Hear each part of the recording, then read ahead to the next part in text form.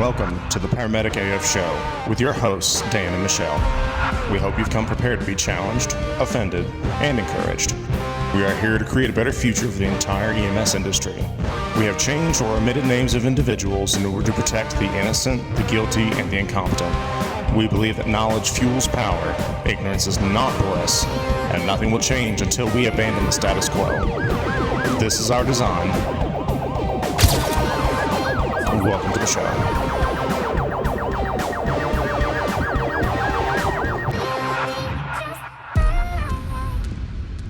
And welcome to the Paramedic AF Show. I'm Daniel, and once again, I'm unfortunately by myself. Schedules have just been crazy lately, and life never really seems to stop, so unfortunately, you're stuck with me again for an evening. I kind of bounced back and forth on what to talk about today, and I started thinking, we joke about how in EMT and paramedic school, you don't actually learn the things that you need to know for your career, and even just to be a good practitioner. You learn enough to pass the test that says, okay, now you can learn.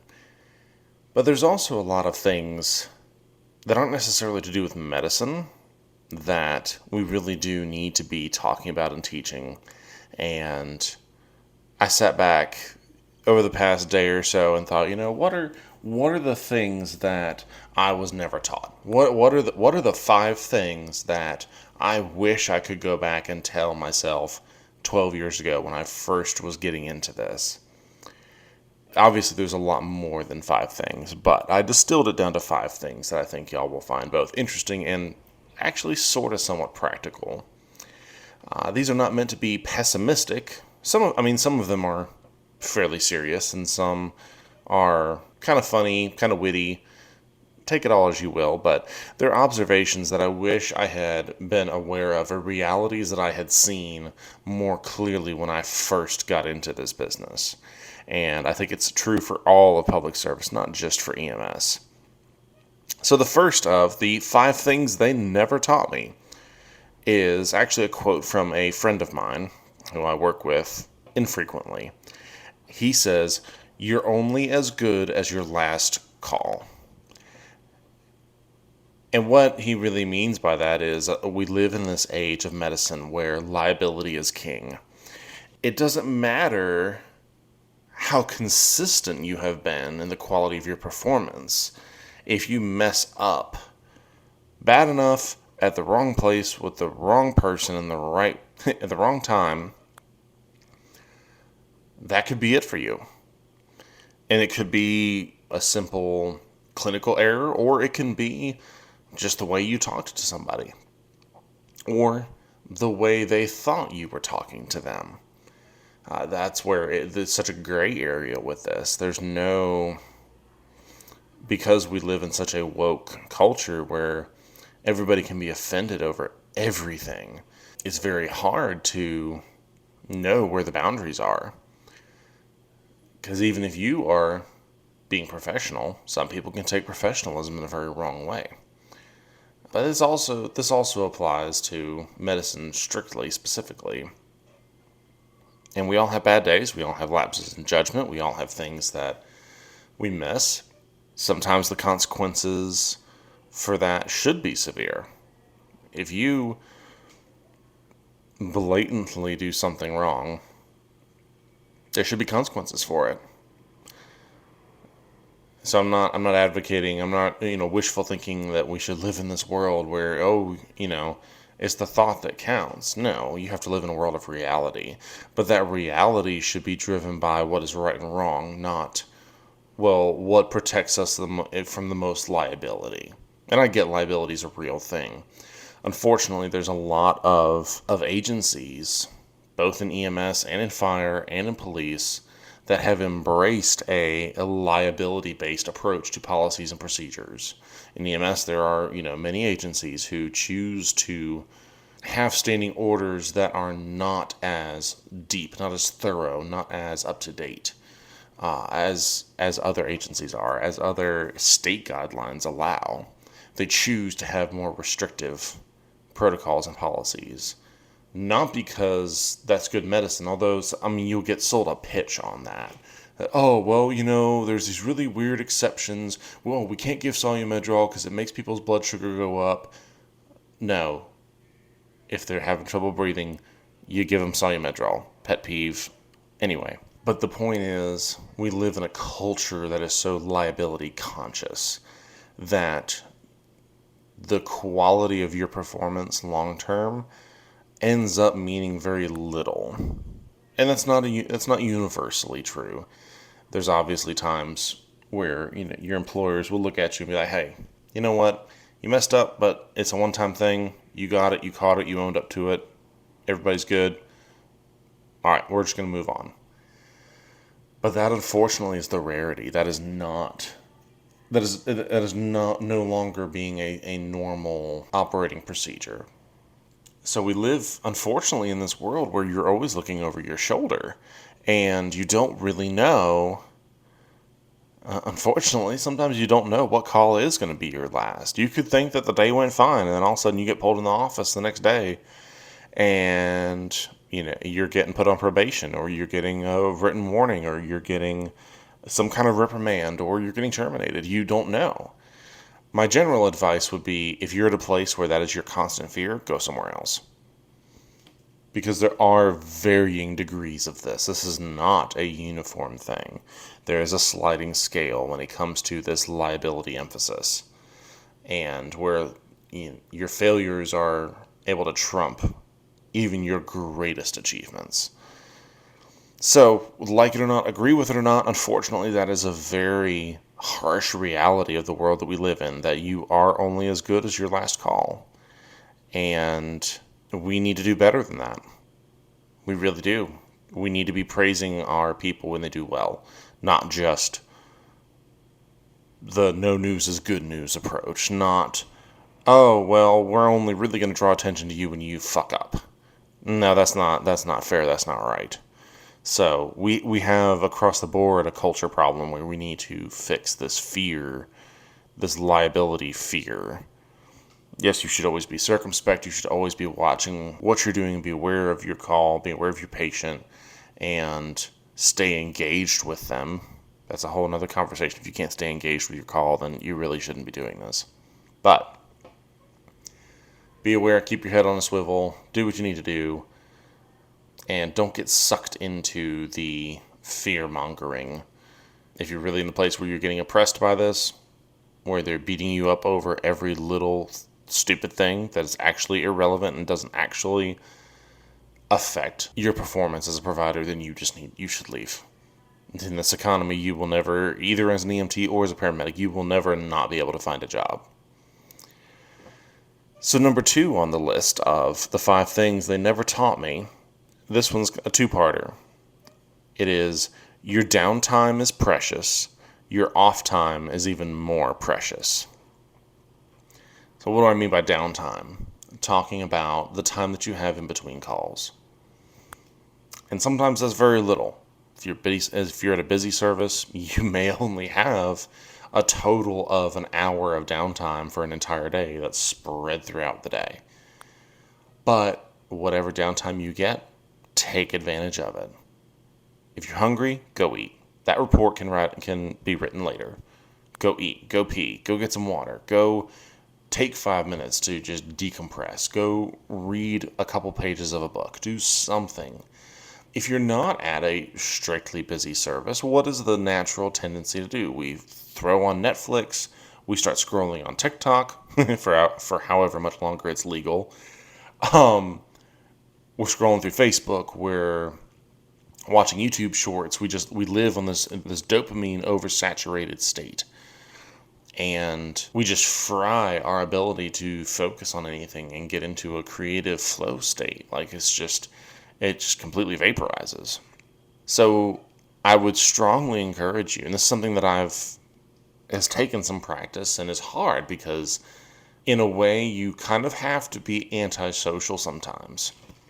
My general policy is, especially the first part of the day, sure, I'll be sociable, I'll be hanging out, talking, whatever, we're going to run errands, we're getting our energy drinks, all that stuff, cool.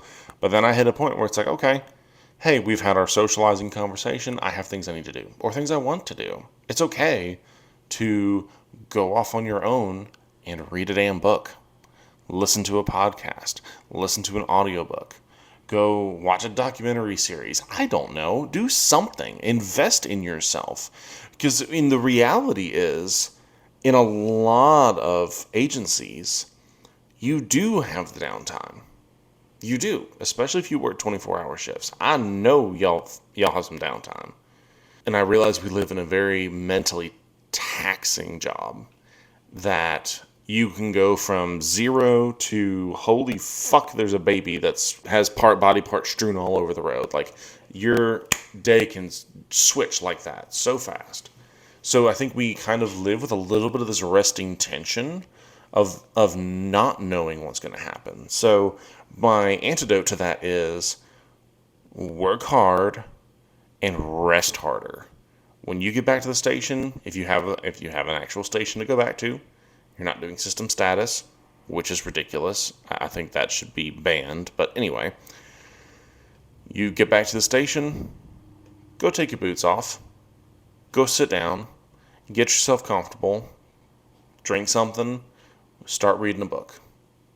Do something to disengage your brain from this job for a little bit, because you can't stay on in this all the time. You can try, but it's not healthy for you. There's a balance. There is a level of balance that you need. Sure, if you want to fill that downtime with reading cardiology journals or doing National Registry Review or doing some foam frat classes. Shameless shout out to foam frat. No, they don't endorse us, but they're doing amazing things in the world of online EMS education. Go check them out. If you don't know anything about them, it's foam frat. That's F as in Foxtrot, OAMFRAT. Anyway, if that's how you want to use your downtime, cool. You're still taking advantage of that time. Spending that time doing that hour-long foam frat class or reading a chapter of that book, whether it's fiction or nonfiction or whatever it is, that is healthy for your brain because it's giving you something to do productive. And your brain, if you're not exercising it, it will get lazy. It will actually, the structure of your brain will change. Your brain does not physically exist in a neutral state either. It is either expanding, growing, doing better, or it's getting softer, it's getting lazier, it's getting slower. So take advantage of that downtime. Guard it very, very dearly. And even more than that, guard your off time. When you clock out of work, fucking forget that you do this job. And I'm not saying that because it's shame or nothing like that. No shade on this industry. But what I'm saying is be able to disconnect and engage with other people. This industry it won't make you do anything, but it will encourage or allow you to self-isolate from people so easily. It's so easy to not want to spend time around people that aren't first responders because, they don't understand us or da-da-da-da-da, they can't appreciate. You know what? They don't need to appreciate you. They're human beings. You can go appreciate them too. I love talking to people that aren't in public service because I'm like, hey, tell me about your job. Tell me what you do. Even if I'm hanging out with like cops or something, I have a general idea of what they do. Like, there's enough commonality that I can already basically have an understanding of what they do. There's only so much variation in street level law enforcement wherever you go. Same thing with fire departments. Yeah, there's variations on it, but it's basically the same thing. But if I can spend time with somebody who doesn't do this job, my God, I'm fucking fascinated. And if you have a family, don't bring work home. Don't wear all the t-shirts and constantly disappear off with your work buddies. Like, yes, have healthy relationships with your friends, whether they're at work or not, but spend time with your kids. They want you present. And especially in this job where we work so many fucking hours, I still hold a record at one service I've worked at for the most amount of overtime worked. I think now, 4 years later, they still haven't had anyone match the amount of overtime I worked. And okay, it's funny for me to be able to say that, but that's not healthy. Working 100 hours in a week, I don't remember what my total was. I think it was more than that, but for the sake of the example, That's 2.5 times what the average adult full-time schedule is. And we laugh at it and we joke and think, oh, that's cool. I can do that easy. But it's really not okay. It's really not healthy. And we need to stop being okay with that. We really do. Like, that is not a healthy pattern. So, invest in your off time. Spend time with your family. Get some sleep. Take those fucking naps, y'all. And take care of yourself. Go stay physically active. Go have hobbies. Hobbies are one of the best things you can do for your mind. Whatever it is, it can be a little nerdy thing, or it can be reading a book. It can be listening to music. It can be something that stimulates your brain in a good way. Do it. Take the time. And that will make you better at your job because you're not switched on all the time. You're able to disconnect from it, and then when you go back to it, you're fully engaged, you're fully present, you're doing your job, and then when it's done, it's done. You can go home, you can enjoy yourself, you don't have to be stressed about it. And everybody handles that stress differently. I'm fairly robotic when it comes to that, I will admit. I dissociate very well from the stresses of this field. But you need to do the work to figure out what it is you need to do. That's on you. That is your problem to solve. And it's a fun problem to solve because once you start doing it, if you make a challenge for yourself, say, I'm going to read a chapter of a book a day, whatever it is. Cool. Start doing that. It's like working out. Start small. Do something small, but do it consistently over and over and over again. And you will actually start to feel when your brain is stretched and stimulated, when there's a little bit of pressure, you could say a little bit of pain, depending on, how intense it is, how intense what you're reading is. But the flip side of that, from that intensity, is the reward, a good, solid, long dopamine hit. And you'll become more addicted to that than you were to the fucking Netflix series you were watching. Because your body is signaling to you, this is healthy, I like this, I want more of this is good. So, use your downtime at work very well. That time is precious. And your off time is sacred.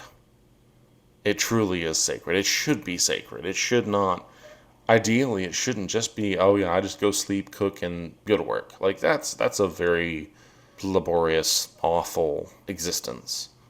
So take advantage of those times. Those moments are there. Those minutes are there throughout your day. Start tracking your screen time on your phone. Start setting limits on it. I've done this before. Set limits on the apps that you can be on, or just your total screen time period, and try to make it a game of staying under those limits. It's fun. It's rewarding. It's great. Do things like that for your own sake. Not because, there's something wrong with TikTok. Fuck no.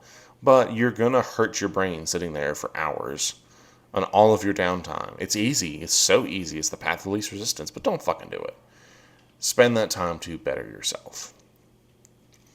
The third thing that they never taught me, or at least they didn't teach me the full extent of, is that you will never see the world the same way ever again. You will never see people the same way. You will never see society the same way. You will never see children the same way. You will never see humor the same way ever again. I've often thought about this, and I've asked a lot of people this question, and it's interesting the responses. Because I'll ask them, like, what would you be like? What would your personality be like if you never worked in public service? If you didn't have a career in this job, how do you feel that would have affected your personality, your overall behavior, your humor, your relationships, all of it?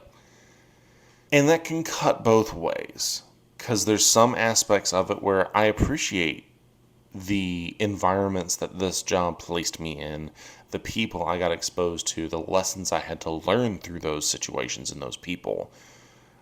I feel that in a large way, it gave me a good, I guess I could say it gave me a sense of confidence. I can go talk to a brick wall. I can do a patient assessment on a brick wall and be totally fucking fine with it and have a wonderful conversation. I can go to whatever you drop me in whatever context and I will be totally comfortable interacting with that crowd. I'm not saying that not to toot my own horn. It's just that's not who I was before. Before, I was very shy. As I've alluded to before, I grew up, I was homeschooled all through high school, all the way through high school. So from day one of school, kindergarten, which I still remember, is one of the only days of school I was excited about. From that day up until I graduated high school, I was homeschooled. And yes, we were socialized a lot more than the average homeschoolers, but there was still kind of this apprehension around strangers.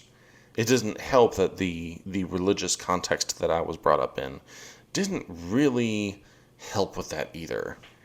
Whether it was the judgmental aspect of it or just that general fear of other people, of the unknown, of not being in a somewhat protected environment. That was very nerve-wracking for me.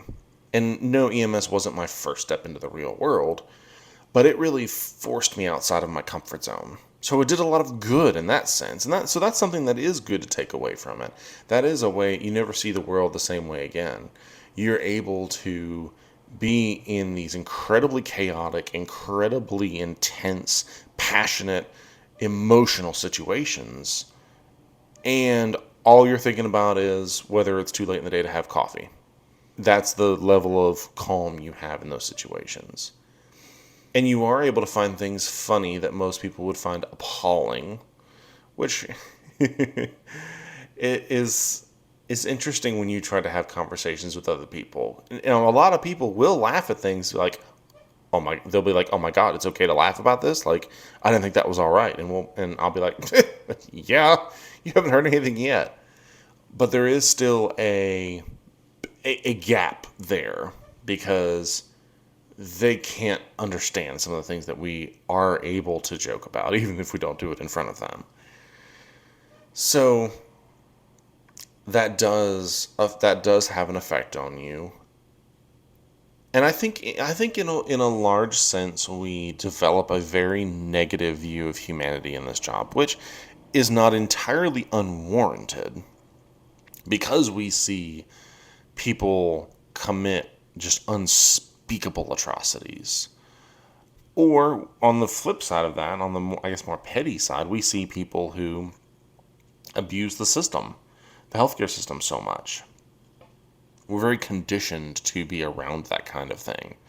So we tend to interpret that as our outlook on the world. And in some ways, again, there is truth to it, because we see people at their lowest points or at their most intense points. And I really do believe that is where someone's true character is shown. Again, this is one that kind of cuts both ways. It has a positive effect, but it also has a negative effect too. We get so used to profiling people. Sometimes we forget to have compassion. We inevitably it's almost like we trauma compare with people without even it being our trauma.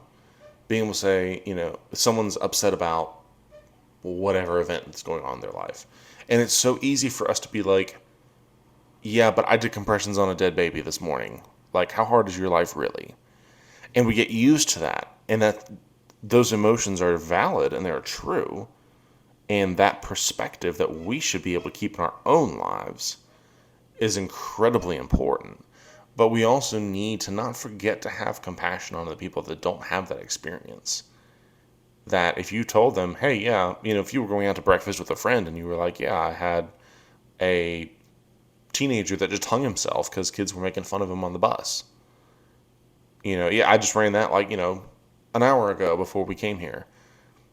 Most people, that would just utterly shake their world if they had to see that. And to us, that's just another day on the job. So don't forget to have some compassion on people that don't do what we do. They don't have those experiences, and that's okay. I don't want them to have those experiences. I don't want every person to know what it's like to hold a limp, dead child, to see a newborn fetus still laying in a toilet. The average person doesn't need to see that.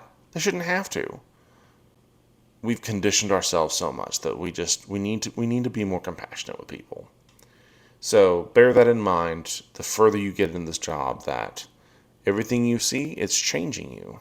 It's shifting you. It's making you stronger, but it's also taking away some innocence. You will never get that back.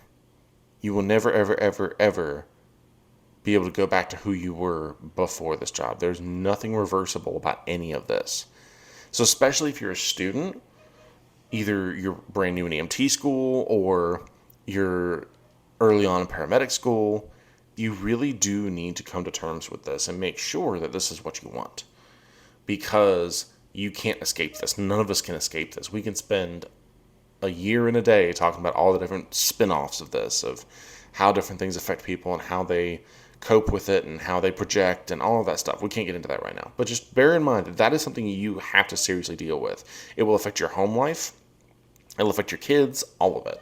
So, especially if you're new to the field, go find someone who's been in the field for a while, who at least seems to be doing well, or at the very least talk to several people and see how they're managing it or not managing it. Take note. Use negative examples too. That's okay. The fourth thing in this list of things that they never taught me is a little, I guess you could say, on the nose. And it's something we've sort of talked about, but I think bears mentioning again. Retirement promises, or the promise of retirement, of a stable retirement, doesn't justify tolerating abuse. Now, granted, in public service, retirement packages are kind of hit or miss. I know a lot of the police officer retirement system packages are actually pretty decent, but every state's a little different. Every area is a little bit different with this. But we get trapped a lot of times into this thought process of, well, however bad things are here, I just need to suck it up and deal with it so that I can retire one day. There is no faster way to steal your joy of life and of your job than by this mentality right here. Should you constantly stress and fret and be angry about the things you can't control? Abso-fucking-lutely not. But that doesn't mean that you need to stay in a place that is actively abusing their, leadership is actively abusing their authority. Or they treat you as, disposable, dispensable, however you want to say it.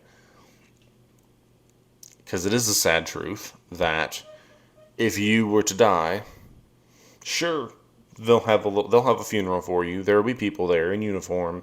There'll be ambulances, fire trucks, police cars, all of it. But guess what? They'll be hiring the next week to fill your spot. So don't stay somewhere just because there's a possible promise of these green pastures of retirement. And it's not just really the promises of retirement. I put that in here as this is a very common one that I see of why people won't leave certain jobs. Is because, the retirement package is, I'm too far in, I'm too committed. Okay, but you're going to put yourself in this cognitive dissonance of where you're mad, frustrated, stressed, upset about the way things are going wrong, and yet you're not doing the thing that you are able to do to put a stop to it in your own life. It's okay to go somewhere and figure out your retirement later. And that's something else that I have had to come to terms with the past few years, is realizing that there are other things that I wish I'd set my life up to be able to utilize sooner to have a much better retirement than any state retirement or government retirement, military retirement can offer you. There's so many other options out there that the earlier you start, the faster your payoff gets here. So if you're being treated poorly somewhere, if it's a kind of situation where anytime you bring an objection, a concern, a complaint up to management, their response is, hey, here's a job application for a gas station. If you really are unhappy here, you can go work there. That kind of response is an abuse of power. That is not a leader. That is someone who is in a position of power, and they're misusing that power. They are mentally breaking you. So really, you end up in this almost kind of Stockholm syndrome state. of where you're just conditioned to fall in love with your captors. And I'm telling you right now, that is not right. That is not fair. Your own happiness in this job is worth fighting for. And if you're at a place that won't fight for your happiness, you need to take that on yourself. You need to step out and take some initiative and take some power. Stand up against the injustices. But don't just stay somewhere because, oh, well, I'll have a good retirement. No, the fuck you won't. You'll be miserable up until the day you retire. And then when you retire, they're going to have a little party where a bunch of people that don't know you just show up because there's cake involved. They say goodbye, thank you. You might see like 5 or 10 people that you really give a shit about, and the rest of them are just there because it's free fucking cake and it's time off from calls. So don't stay where you're getting beat down. It's not worth it. Just don't do it. And the last thing that I have in this list of 5 things that they never taught me is no one is coming to save us. I've heard the conversation so many times over the years of wishing that, the public would wake up and realize just how important we are. Wishing the county council members will wake up and appreciate what we do and give us more money. And, it's going to take something bad happening to somebody important for anything to get done around here. Well, those bad things do happen to important people. Those things do happen to family members of important people. And there's still no change that's been made. Not consistently. And usually the changes that are made are way too little, far too late. And the things that we need to be saved from in this industry run so much deeper, too, than just how much we get paid, what our schedule is, what management's doing. It runs so much deeper than that. We have to be our own saviors. There's nobody coming to save us. We're on our own with this. And that's okay. And it's hard for me to sit back and watch and see a lot of, and I'm not talking shit on anyone in particular, but I know that there's all these advocacy groups for EMS and first responders and da-da-da-da-da. Where are they at? Sure, they go take pictures and post them on Facebook at different events, and maybe they'll occasionally get a bill pushed through like every 10 years or so. I don't know. Doesn't really seem to be doing a whole lot. We're still a sinking ship. It's not working. And I think hand in hand with this discussion of us being our own saviors, you get into a discussion about power. What is power? What are power dynamics? And that's a whole series of podcasts on. That's something that books have been written about. One of my favorite books that I've read so far, and this is gonna rub some people wrong, but it's The 48 Laws of Power by Robert Greene. And I love the setting that he paints for the book. Because all the book is a set of principles that are neither morally right or inherently morally wrong on their own. It's purely here's how people think and why they do the things they do in order to exert power and gain influence. Some things are good, some things are manipulative, some things are outright disgusting, but some things are also pretty cool. And it can not only teach you how to step up and actually start making some changes, but it can also make you aware of what ineffective leaders are doing, of what narcissistic shift leaders are doing. You gain some awareness of, okay, this is why they're talking to me this way. This is why they're handling these issues this way. It gives you a little bit of an insight, but it also gives you so many tools to be able to fight back and push back against those things. And no, I am not advocating for people to just go start fights over dumb shit all the time they want. You come to work for a team, you be a team player. This isn't about you setting up your own dictatorship. This is about you do the job effectively and you fight for what you need to do the job well and to stay healthy and safe for yourself. Robert Greene kind of sets the stage for the book 48 Laws of Power by saying that life is like a courtroom, like a medieval courtroom. And, well, I guess it doesn't have to be medieval, but a courtroom.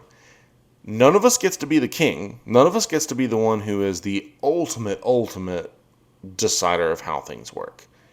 But we are all in the courtroom. And you can argue and say, well, I just don't like to play games, or I want to play politics. No, you're stuck in there. You're stuck in the game. You don't have an out. You are in it no matter what. If you choose to not play the game, then you're on the bottom of the food chain and you're going to get railroaded. You're going to play that victim card and you're going to live in that emotional state of poverty for the rest of your life. So at some point you have to stand up and say, all right, I'm going to play the game. Because really what it boils down to is the dynamics of how you relate to other people in that virtual courtroom. And that's true for life in general, but each place you work, place of worship, group, Boy Scout, troop, whatever you want, however you want to break it down, there's power dynamics going on. Kids do it all the time in school. Kids are the most manipulative little pieces of shit on the planet because they don't have any inhibitions. They don't have any shame about it yet. So if you want to go see a great display of power dynamics, go look in a fucking school. The term players is not just talking about, some guy who's the ultimate pickup artist, whatever. No.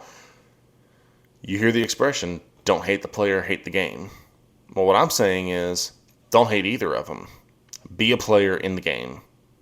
Take the initiative to know what your sphere of influence is, how you can actually genuinely build that sphere of influence, and use that for a positive end result. So a lot of people really shit on that book in particular because it's been called all kinds of things like the narcissist's playbook, whatever. No. All that book does is it lays out, good, bad, or otherwise, here's the principles of how people gain, assert, and utilize power. It's actually quite effective and essential. We use tactics from that all the time in our everyday life. All he did was put labels on it. And I think when you pair it with other things, especially in the workplace, if you pair 48 Laws of Power with Jocko Willink's Extreme Ownership, for example. I know we beat that drum all the time, but it's a fair point. It's worth bringing up again. There's a counterbalance there. You should be willing to read things that offend you and that you have to think through, not just look for things that you can accept wholesale as gospel. So, back to the point of things they never taught me. No one is coming to save us. We are our own saviors. We all are responsible for building our influence where we are. And you're either doing that consciously or you're just being carried around and tossed around by other people who are exerting their influence over you. Then that's life. You are either the one in charge exerting your influence or you are having influence exerted upon you. So you need to make a decision. You need to pick. Where are you falling on that line?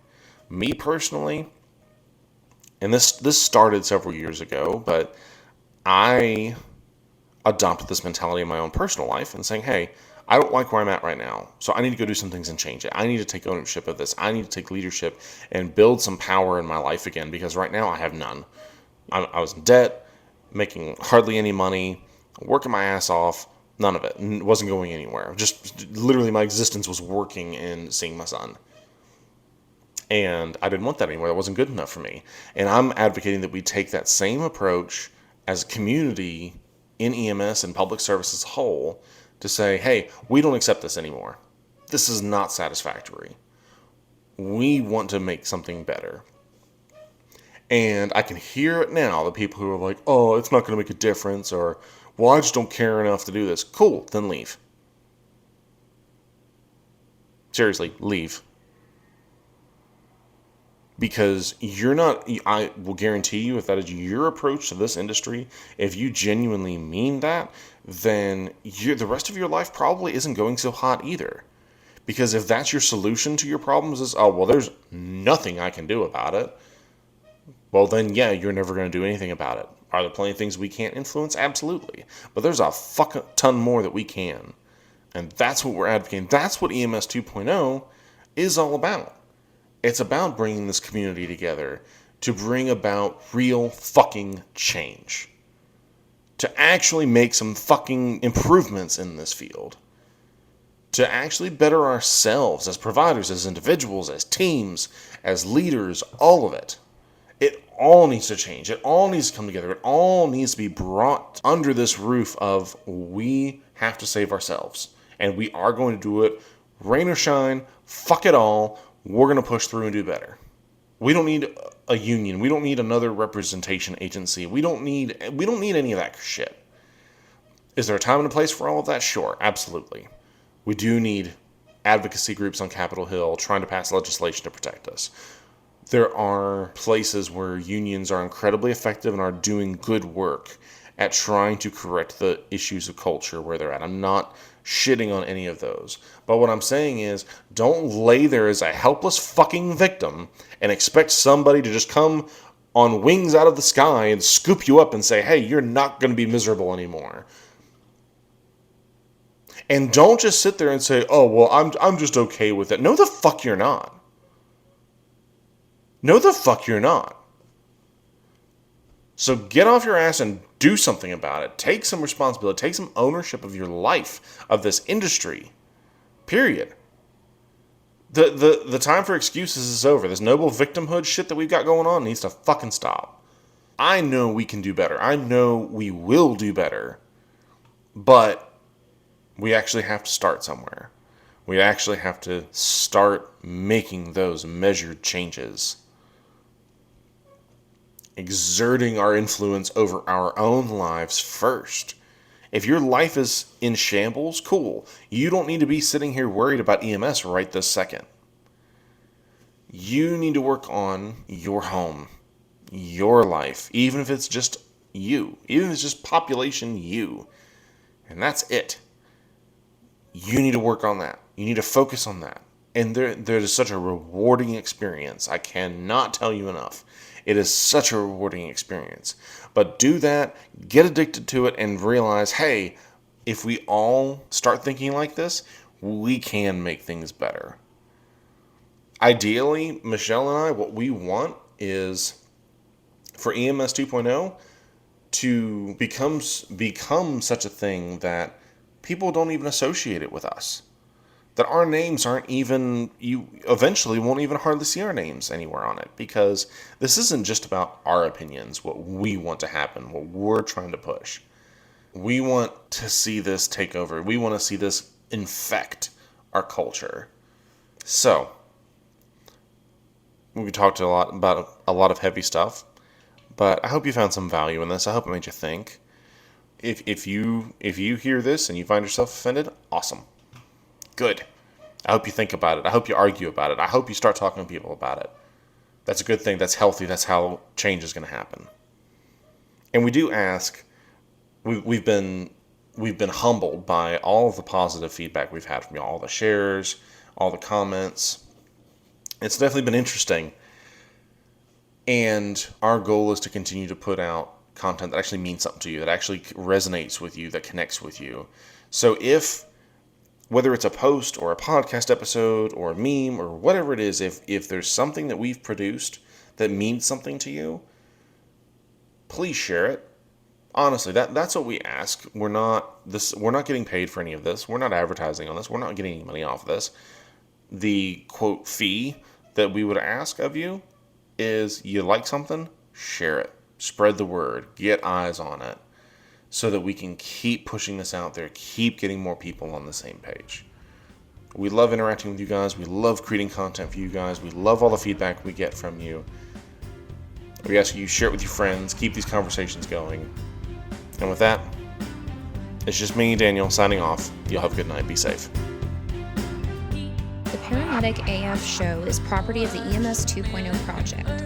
The beliefs, opinions, and practices discussed in the show are our own and do not represent our respective employers. Please follow your local protocols, policies, and procedures at all times. All listeners are encouraged to research and self-educate regarding all content represented in this show. For more information regarding EMS 2.0, please visit our Facebook page for our website and social media links. Thank you for your continued support, and we look forward to you joining us next time.